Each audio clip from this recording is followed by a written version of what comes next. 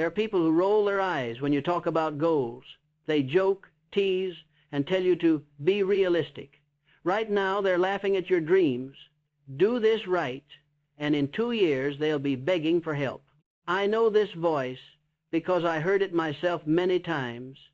I have seen what it does to the aspiring mind, the soul that finally dares to imagine a better life. The man who has decided to quit his job and start his own business is met with the criticism of his brother. The woman who decides finally to go back to school in her 40s is met with the skepticism of her spouse. The family member who has dared to speak of building wealth is met with the ridicule of his circle. They look at you, the man or woman who finally decided to stop drifting, and they apply their own limitations to your ambition. They tell you to be realistic because they fear the consequences of your success more than they fear the stagnation of their own life.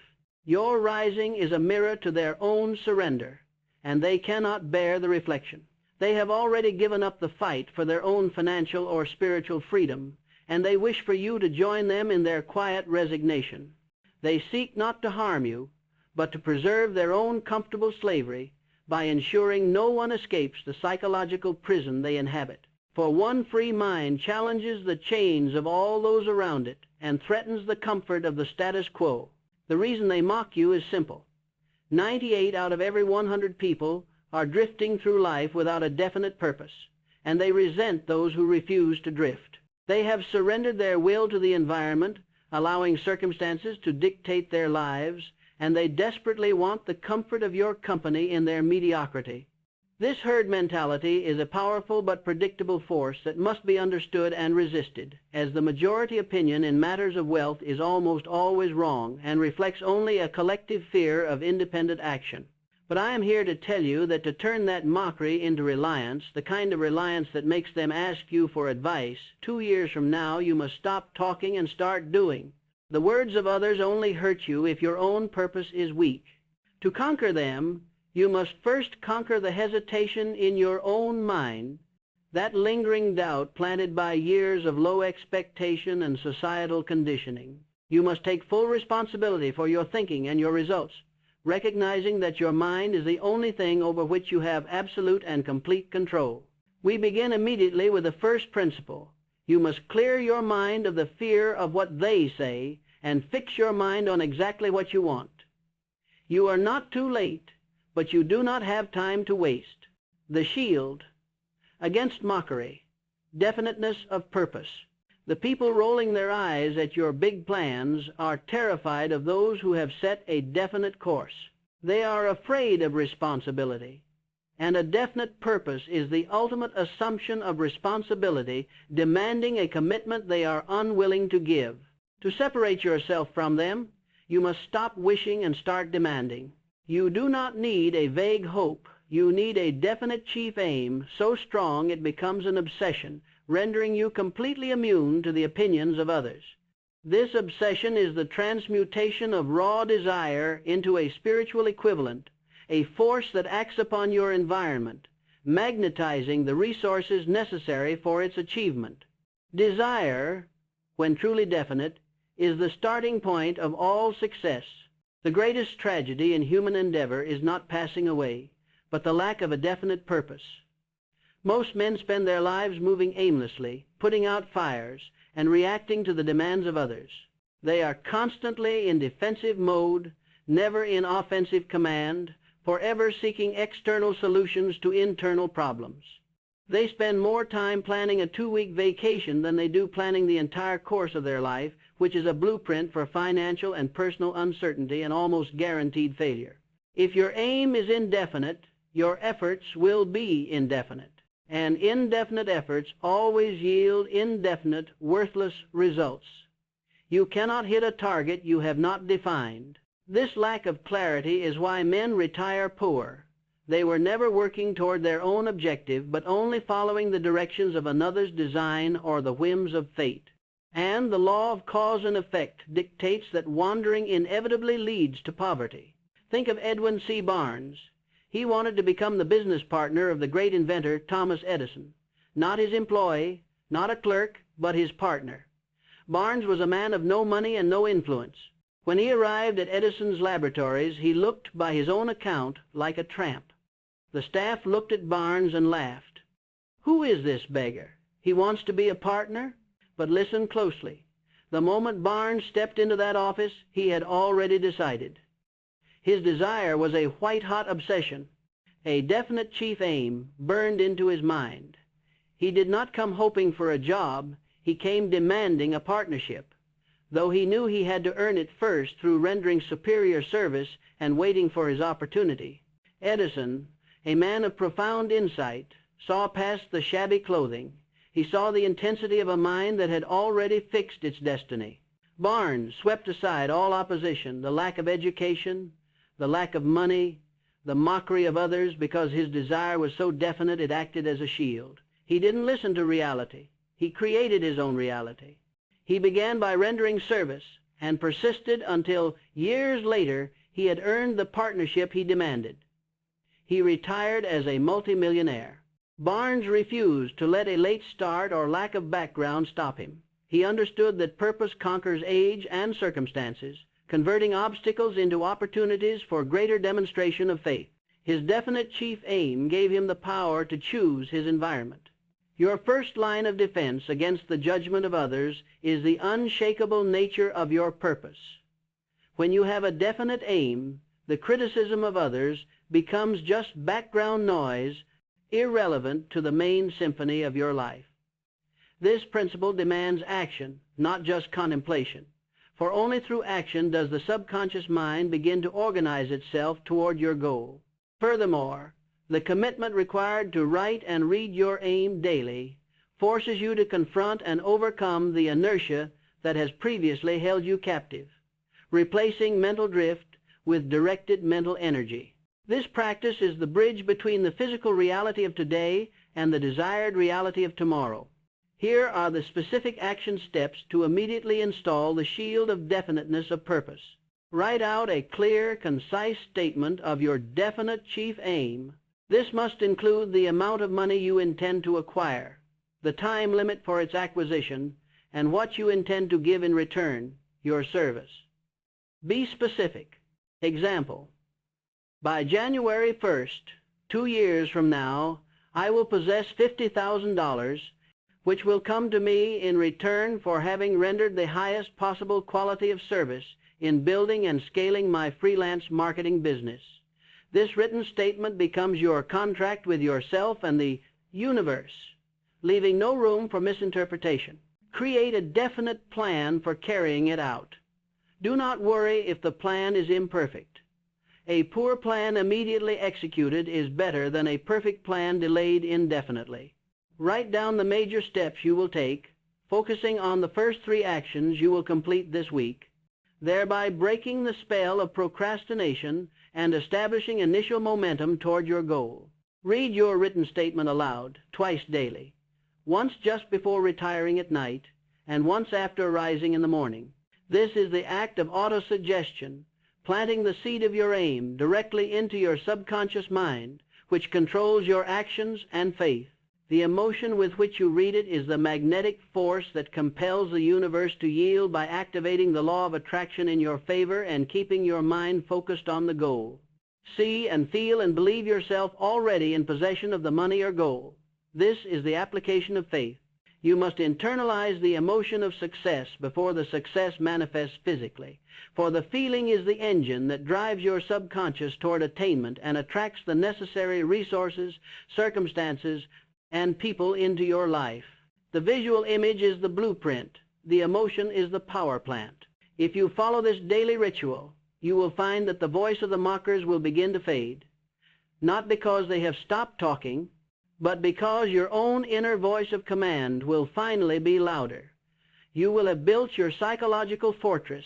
The reason they laugh: mastering the fear of criticism. I want to be completely honest with you. The laughter and the mockery you hear are a direct attack on your inner power, and they come from a place of deep fear in the mocker. The mocker is attempting to enforce the low expectations of their own limited world onto yours, seeking psychological parity and ensuring the group dynamic remains stagnant and safe for them. They mock you because they themselves are controlled by the fear of criticism, and they want you to be afraid, too. They project their internal compliance onto you, wishing you to return to the safety of the crowd where ambition is forbidden.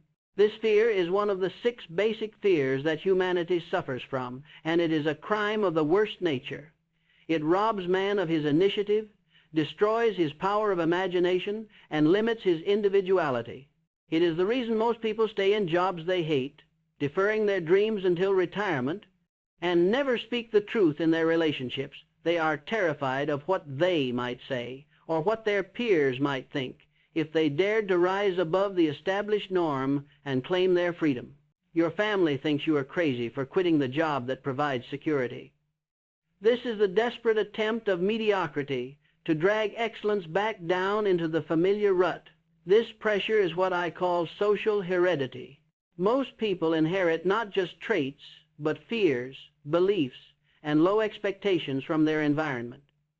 The fear of stepping outside the norm, of being called a fool or a failure, is often the most binding chain a man wears, far stronger than metal chains because it is self-imposed.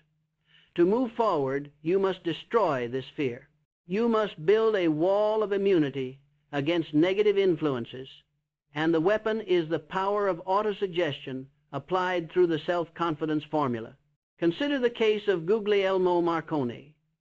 When he announced he could send messages without wires, his friends and family had him quietly taken into custody and examined in a psychopathic hospital. They literally thought he was insane because his idea transgressed the limits of known science and common sense, a concept I call the mental barrier of the crowd. The common mind cannot comprehend the leaps of imagination. They cannot see what you see, and so they resort to calling the visionary foolish, arrogant, or mad simply because his vision exceeds their own capacity for belief and self-direction. Marconi did not surrender to their fear or their criticism. He used their rejection as fuel for his persistence. He went on to prove the reality of his dream, and now the evidence of his genius radio and wireless communication connects the entire world. The men who mocked him are forgotten. His work is eternal. You must accept this fundamental truth. If your dream is great enough, you will be criticized. Your dream must be strong enough to withstand that criticism without cracking your resolve, just as steel resists bending under pressure, proving the superiority of a fixed purpose over public opinion. Criticism is merely the smoke that arises when a definite purpose burns brightly. This is the point where I encourage you to use the tool of this channel. If you have been enjoying the principles we are discussing, if they are helping you find the clarity you need to push past the criticism of others, then I ask you to join the growing community of thinkers and doers who are applying the laws of success. Subscribe to this channel and ensure you never miss a principle that could be the key to your freedom, thereby replacing your toxic circle with a community of ambition and positive influence. Now, let us get back to work. To conquer the fear of criticism, you must reprogram your subconscious mind, replacing doubt with the certainty of your future self. Here are the specific action steps to immediately master the fear of criticism. Recognize that criticism is a crime of the worst nature when it destroys ambition. Refuse to accept it. The moment you hear a voice of doubt or ridicule, mentally dismiss it. Affirm to yourself, "This opinion is not mine. I will not let it enter my mind." Treat it as a poisonous suggestion that must be expelled immediately before it takes root in your subconscious. Use the self-confidence formula daily to build a wall of immunity against negative influences. Focus on the part that addresses this fear. Repeat this daily. I will concentrate my thoughts for 30 minutes daily upon the task of thinking of the person I intend to become, thereby creating in my mind a clear mental picture of that person. This practice of mental visualization is the creation of a future self immune to present doubt, replacing the image of the criticized current self with the commanding image of your fulfilled potential, forcing your subconscious to accept this new reality. Sign the formula and commit it to memory to destroy the fear that holds you back. Write the formula out in your own hand, sign it, and carry it with you. This simple physical act sends a powerful signal to your mind that you are stepping into the identity of the successful master, making a concrete contract with yourself to abandon fear and embrace self-direction, which is the first step toward leadership. The mockery will stop the moment you stop waiting for their approval and start giving yourself command. You trade the weakness of social compliance for the power of self-reliance. The silent work, organized planning and decision. The best way to stop the mockery is not to argue, but to succeed. Success is the only language the critics truly understand. And success, the kind that forces them to respect you, requires two things: organized planning and the habit of decision. If you talk too much about your goals without results, you invite mockery. Your plan should be executed in silence, with a quiet intensity that only surfaces in undeniable results. Tell the world what you intend to do, but first show it through your actions, through measurable progress on your stated aim, proving your capability before seeking validation or offering excuses. Most people fail because they lack a definite, organized plan for carrying out their definite chief aim. They suffer from paralysis by analysis, forever planning, forever researching, forever waiting for the perfect blueprint that never arrives. The time you waste talking about your future could be spent organizing the plan that creates it. Action is the true measure of your faith, for faith without works is expired, and mere wishing accomplishes nothing. The absence of a plan is the acceptance of failure. The plan must be applied with decision. The greatest leaders I studied, Carnegie, Ford, Edison, all had the habit of reaching decisions promptly and changing them slowly, if at all. This decisiveness provided them with the crucial momentum needed for massive success, avoiding the fatal habit of second-guessing and allowing the law of averages to work in their favor as they multiplied their attempts quickly. The drifters have the opposite habit. They reach decisions slowly, if ever, and change them frequently. This indecision is why they never build momentum, and it is why they are easy prey for criticism. If you are a late starter, perhaps in your 40s or 50s, you cannot afford the luxury of indecision or procrastination. You do not have time to waste. Your age demands that you adopt the habit of prompt decision and relentless execution, for every month delayed is a month lost forever from your remaining potential. You must treat time as your most precious and limited asset, commanding every hour toward your purpose. Consider the story of the enchanted kettle, the origin of Coca-Cola.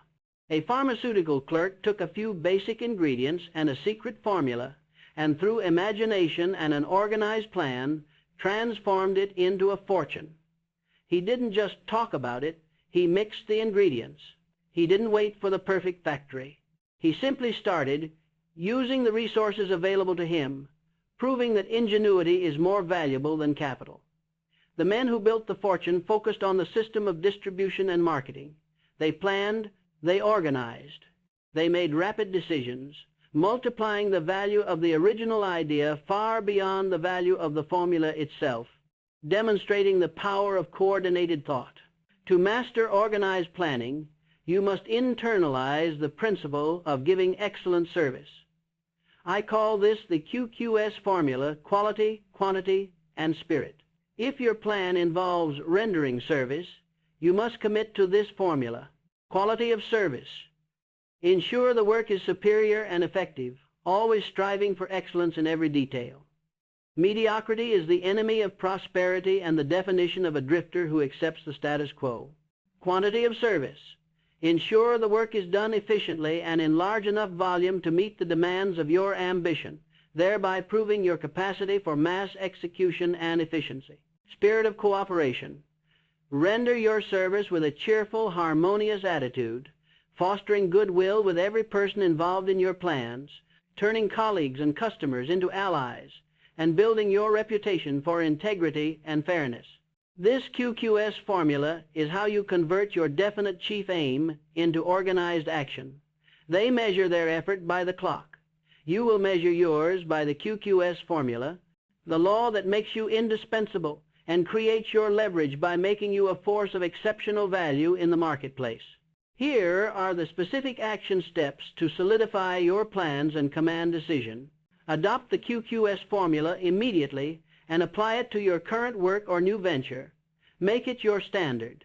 If you are still employed, let your current work be the laboratory for mastering quality, quantity, and spirit, proving your capability to handle greater responsibility and setting the foundation for your own future enterprise. Reach decisions promptly and change them slowly. When you set a course of action in your plan, stick to it until it proves completely unworkable. The market rewards decisiveness and punishes hesitation, especially in a world that moves with great speed. A flawed decision executed is better than a perfect one delayed indefinitely. Keep your own counsel. Take no one into your confidence except the members of your mastermind group. This is a crucial defense against mockery. Do not share your delicate, unproven plans with people who are qualified only to criticize them. Work in silence and let your results speak, surprising your critics with your achievement and minimizing negative influences. Do the most distasteful task first every day to destroy procrastination. Procrastination is the great enemy of the late bloomer, stealing your valuable time. Attack the most difficult or least enjoyable part of your plan first thing in the morning. This builds momentum, self-confidence, and a sense of command over your day, making every subsequent task easier and proving your mastery over self. The silent work of the plan is what separates the dreamer from the commander. You must choose which identity you will build today. The turning point, persistence through defeat. You will follow your plan. You will execute your decisions promptly. You will work in silence. And then there will be a moment when it looks like the mockers were right. There will be a setback, a major financial loss, a rejection, a time when your faith wavers and you feel that raw, crushing humiliation of having tried and failed. This is not failure. It is temporary defeat, and it is the test that separates the drifters from the winners. If you quit here, you simply prove the mockers right. If you persist, you prove the laws of success right and become a master of circumstance, bending the forces of the universe to your will through sheer endurance. Persistence is nothing more than the sustained effort necessary to bridge the gap between desire and its realization. It is the willpower applied to your definite chief aim. It is the final push after the world has said no 1,000 times. And it is the single most important habit for the late starter who must succeed quickly, as it accelerates the process of trial and error and converts experience into specialized knowledge. I learned this principle from countless stories, including that of the author Fannie Hurst. She came to New York City to write fiction. She spent 4 long years laboring and hoping, receiving 36 rejection slips from the Saturday Evening Post alone.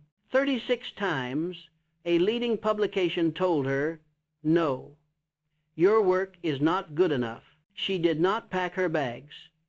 She did not surrender her definite chief aim to the fear of criticism. She persisted until the spell was broken, until her sheer refusal to quit finally won the day, eventually becoming one of the highest paid and most successful authors of her generation. Her story is proof that persistence converts the inevitable setbacks of life into stepping stones, raising the individual above the competition and proving the power of mental endurance over talent alone. Most people give up the moment they encounter the first major reversal. They mistake a temporary detour for a permanent, non-advancing end. They surrender to the fear of criticism. This surrender is what I call the lack of willpower. Willpower is the simple habit of keeping your attention focused on your goal until it becomes a permanent, automatic habit, a rhythmic command of your thoughts that resists outside influence and internal fatigue, making success an inevitability. If you are facing defeat now, you must not blame the external world. You must look inward. Defeat is a signal, not a sentence. It is the universe telling you one thing: your plan is not sound. It is not telling you you are unsound or unworthy of success. It is telling you to re-examine your strategy and come back stronger, with a better plan. This distinction is vital for the late bloomer. If you discovered the laws of success later in life, you do not have the time to sit and mourn defeat. You must treat every setback as a temporary lesson in how not to do it. Rebuild your plan, consult your mastermind, and set sail again with renewed purpose. You are not too late, but you do not have time to waste in self-pity, which is nothing more than a temporary state of mind that feeds the spirit of quitting and consumes valuable time and energy. Here are the specific action steps to build the habit of persistence. Build a stronger fire under your desires if you lack persistence. If you are willing to quit, your original desire was not definite or emotional enough. Go back to your written definite chief aim. Increase the emotion with which you read it. Make it a white-hot obsession again, renewing your initial spark of desire and cementing your conviction, recognizing that desire is the starting point of all achievement and the source of your willpower. Accept defeat as a signal that your plans are not sound. Rebuild those plans and set sail again. Do not abandon the goal. Abandon the failed plan. Sit down, analyze where the plan broke, consult your master mind, and devise a new, improved, and stronger plan of attack, viewing the setback as necessary data for refinement and improvement, thereby using adversity as an advantage. Adopt the creed, "A quitter never wins and a winner never quits." Commit this phrase to memory and repeat it to yourself whenever the thought of surrender arises. Make it a reflexive response to every setback, installing the winner's attitude through autosuggestion, replacing doubt with affirmation, and maintaining an indomitable spirit. Use willpower to keep your attention focused on your goal until it becomes a permanent habit. Do not allow your mind to dwell on the temporary defeat for more than a few hours. Force your thoughts back to your goal, your plan, and the action you must take next. This is the practice of autosuggestion in a time of crisis, converting mental pain into immediate forward-moving effort and protecting your mental capital from the corrosive effects of doubt. Persistence is the final test of the self-mastery you have built. Pass this test, and you will find that the moment of defeat is often the turning point to your greatest victory. The power shift, the master mind and cooperation. Now that you have your definite chief aim, you have destroyed the fear of criticism, you have organized your plan, and you have committed to persistence, we must discuss how to multiply your power. You cannot force the mockers to respect you, but you can force success by leveraging organized effort. The secret lies in the master-mind alliance, the engine of multiplied success that allows you to borrow the genius, experience, and resources of others, creating a cumulative advantage. You need a master-mind alliance to replace the toxic circle that currently holds you back. The simple fact is that no man ever rises to great wealth or power without the willing cooperation of others. The greatest power on earth is the cumulative energy of human minds working in harmony. When you combine two minds in harmony, a third, invisible, spiritual force is created, a force greater than the sum of its parts, granting access to wisdom and ideas no single mind possesses, often called the group mind or the spiritual merger of minds. This concept is based on the undeniable fact that two heads are often better than one, provided they are working in perfect harmony toward a common goal. If your current circle is toxic, they are acting as a negative mastermind, a group that drains your energy and destroys your initiative through gossip and low expectations. A negative circle is guaranteed failure. The mastermind is your only guaranteed escape from the social heredity that has held you back, replacing emotional baggage with intellectual leverage and superior knowledge, drastically cutting your learning curve and providing necessary emotional support. Look at Henry Ford. He was not a man of great education, but he became the most powerful man on earth economically because he understood the principle of organized knowledge and the master mind.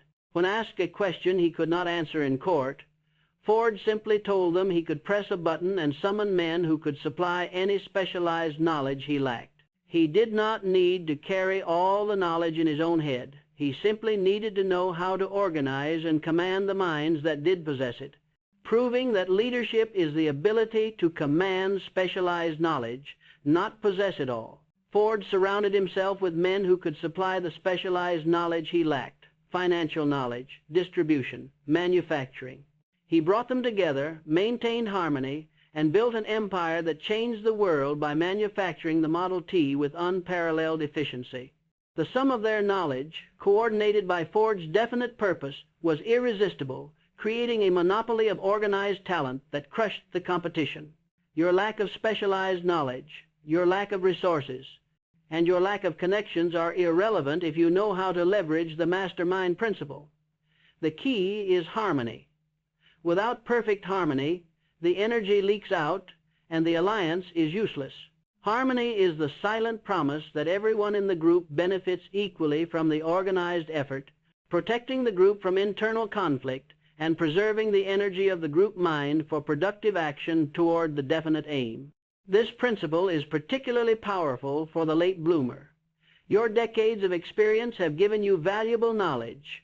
By forming an alliance, you can leverage the energy and expertise of peers who complement your weaknesses, creating an unbeatable force that accelerates your timeline and compensates for lost time, turning your lack of resources into a source of leverage and power that is exponentially greater than solitary effort. To help your fellow seekers of success, I ask you to take a moment and comment below on your age, the definite chief aim you are pursuing, and the primary difficulty you are facing. Use this space to connect with others who are also on the journey, and perhaps even find the first ally for your own mastermind group.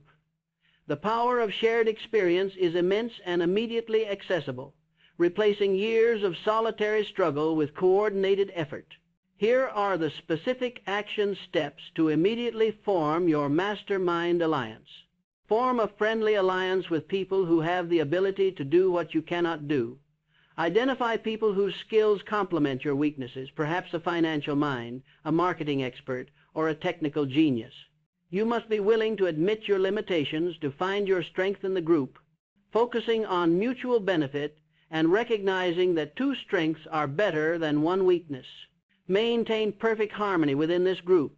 Without harmony, the alliance is useless. You must swallow your ego. Be willing to be led in areas where your mastermind members have greater knowledge. Perfect understanding and harmony must govern every meeting, treating conflict as an intellectual exercise, not a personal attack. To ensure the group mind is always productive, decide what benefits you offer the members of your group in return for their cooperation.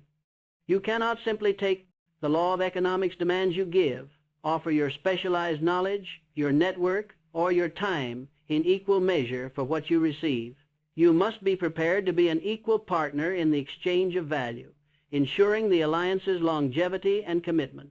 Do not let negative minds, the mockers, into your mastermind group. This group is sacred.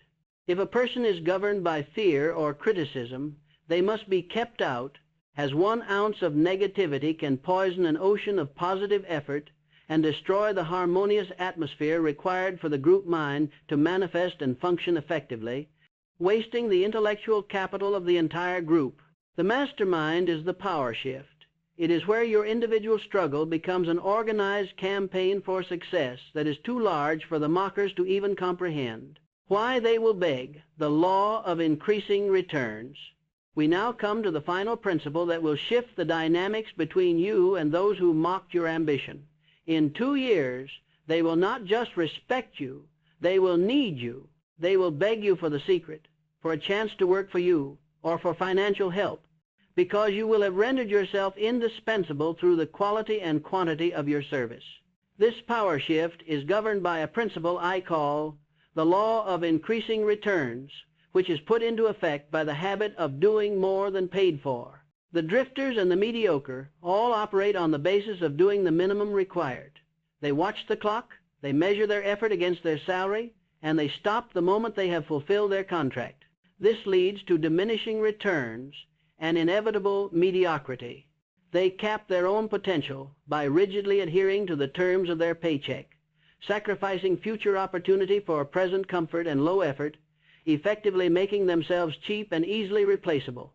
But the successful man, the one who applies this law, makes himself indispensable and powerful.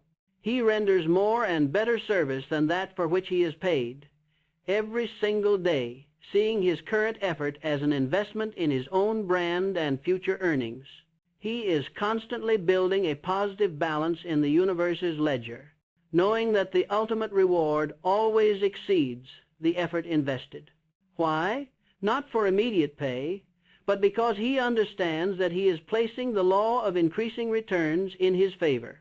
Every extra mile you walk, every extra effort you put forth, every act of superior service is an investment in your own mental bank account. It is building a reservoir of credit, goodwill, and reputation that will pay you back tenfold in the future. This invisible asset is your true wealth, far more reliable than a bank account because it cannot be stolen or lost in a market downturn. It resides in the minds of those you serve, ensuring future demand for your services. This is exactly what the mockers are not doing. While they are complaining about their low wages and doing the bare minimum, you are quietly establishing a reputation for quality, reliability, and superior service. This makes you, quite simply, the best person in your field. You transcend competition because you are operating on a completely different standard of self-expectation dictated by your definite chief aim, not by your pay grade or the limited expectations of others. Consider the example of Carroll Downs. He went to work for W.C. Durant, the founder of General Motors, in a minor position.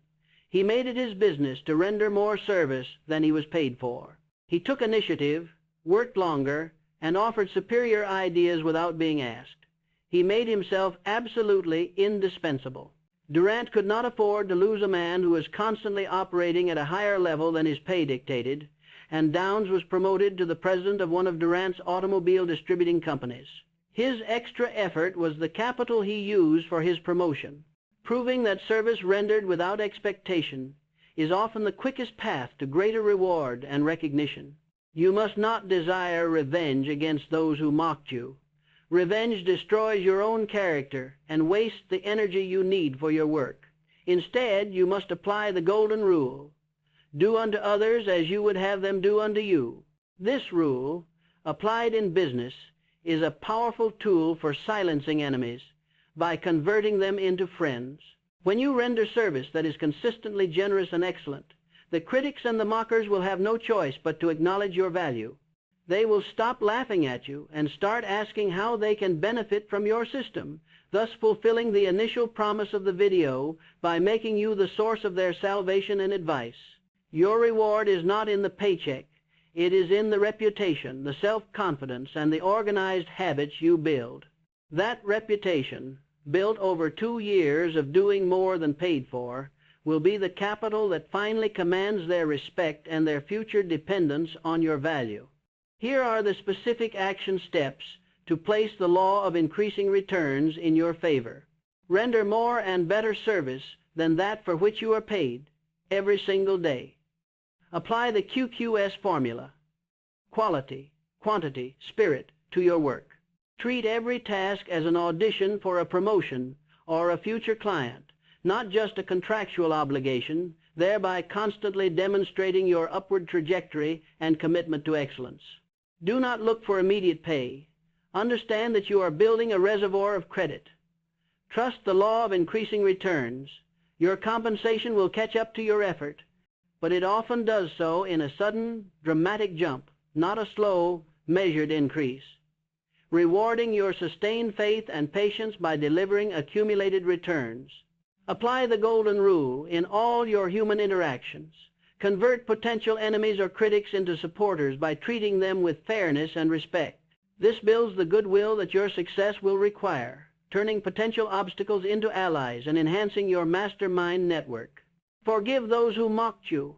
Revenge destroys your own character. Your goal is personal freedom and achievement, not the destruction of others. Focus your energy on building, not punishing, as positive creation is the ultimate form of self-mastery and a purer expression of success, leaving no room for negative energy in your mind. This law is what takes your personal success and makes it visible and undeniable to the world, making your future self a force they cannot ignore. Your oath against drifting. I have walked you through the 6 great principles that transform the ridicule late starter into the commanding master. Definite purpose, the destruction of fear of criticism, organized planning, the habit of decision coupled with persistence, the power of the master mind, and the certainty of the law of increasing returns. These are not abstract theories whispered in high towers. They are the immutable laws forged in the practical laboratories of men like Carnegie, Ford, and Edison. They worked for them, and they will work for you. You came to this message fearing the calendar, fearing the past, and worrying that the years of wasted effort or toxic associations had rendered your dreams impossible. Let me assure you definitively, you are not too late, but you do not have time to waste. You have reached the point of no return, where inaction is a greater risk than decisive effort and is guaranteed to lead to regret. The people who mock you now are on a path to a life of dependence and regret, destined to retire into scarcity because they never took command of their thinking. Your refusal to join them, your decision to take command of your own mind and your own life, is the most profound act of courage you will ever perform, demonstrating the ultimate victory over circumstance, environment, and social heredity. You are now leaving the kingdom of chance and entering the realm of cause and effect, where your effort dictates your result. The path is simple, but I will not mislead you. It is not easy. It demands relentless repetition and unwavering faith in the principles we have discussed. The key to maintaining this power is rhythm. Every morning you must remind yourself of your purpose, reading your demand aloud with emotion. Every evening you must review your progress, auditing your day for alignment with your definite chief aim. Every day you must do something that brings you closer to your aim, even if it is small, for consistency is the key to cosmic rhythm and the manifestation of results. The rhythm of daily action is the rhythm of success, converting fleeting inspiration into permanent habit. Let the rhythm of your new life be an unbroken chain of positive decisions and organized effort. If you have found clarity in these principles, if you now feel the powerful surge of desire and the urge to act and to move, then I ask you to perform an act of service. Share this message with one other person who you know feels stuck behind or held back by the opinions of others. Send them this lesson so they, too, can begin to build their shield against the world's judgment and join the ranks of the thinkers who command their destiny. Your future self depends entirely on the quality of the decisions you make at this very moment. You have the knowledge. Now you must supply the willpower. Do not delay. Do not hesitate. The time is now, and the consequence of waiting is too great to bear. Let this final commitment, forged from the truths you have learned, become your irrevocable oath. I refuse to be defined by the opinions of drifters. I claim my definite chief aim. I will move with persistence until success is mine. I am not too late, and I will not waste another minute. This is your beginning. Start now. This channel walks with you, providing the wisdom and principles necessary for your continuous ascent.